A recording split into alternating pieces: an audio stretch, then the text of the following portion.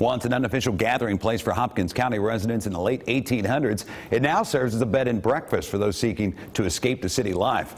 Madisonville's Ruby Lodge still offers rest and relaxation while keeping the spirit of the original landowner alive. And it's the subject of the latest Tri-State Treasure.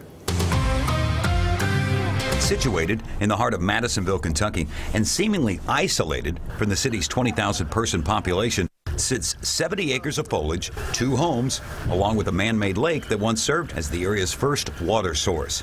Today, the property is known as Ruby Lodge.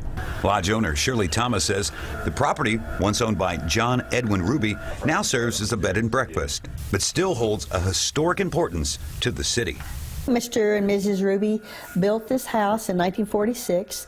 The house was built by an architect, the first one in Madisonville to be built by an architect, and lived in it for 10 years or more.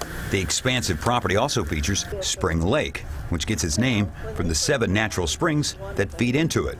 Thomas says it was the efforts of a local fishing club who constructed a small dam near the springs to create the lake, which quickly became a gathering point for residents of Madisonville in the late 1800s. The dam was built in 1889, and it was built mostly by mule and cart. It was filled in its first year, and it was, like I say, it's fed by the spring water.